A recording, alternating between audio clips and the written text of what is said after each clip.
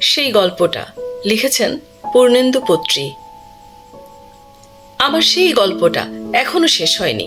শোনো, পাহাড়টা আগেই বলেছি ভালোবেসেছিল মেঘকে, আর মেঘ কিভাবে শুকনো খটখটে পাহাড়টাকে বানিয়ে তুলেছিল ২৬ বছরের ছোকরা, সে তো আগেই শুনেছ। সেদিন ছিল পাহাড়টার জন্মদিন। পাহাড় মেঘকে বললে, আজ তুমি লাল শাড়ি পরে আসবে।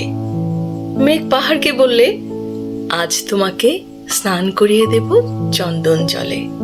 ভালোবাসলে নারীরা হয়ে যায় নরম নদী, পুরুষেরা জ্বলন্ত কাঠ। সেইভাবেই মেঘ ছিল পাহাড়ের আলিঙ্গনের আগুনে, পাহাড় ছিল মেঘের ঢেউ জলে। হঠাৎ আকাশ জুড়ে বেজে উঠল ঝড়ের জগঝম্প। ঝাঁকড়া চুল উড়িয়ে ছিনতাইয়ের ভঙ্গিতে ছুটে এলো এক ঝাঁক হাওয়া। মেঘের আঁচলে টান মেরে বললে, ওই ছুরি, তোর বিয়ে। এখনো শেষ হয়নি গল্পটা। বজ্রের সঙ্গে মেঘের বিয়েটা হয়ে গেল ঠিকই, কিন্তু পাহাড়কে সে কোনো দিনই ভুলতে পারল না।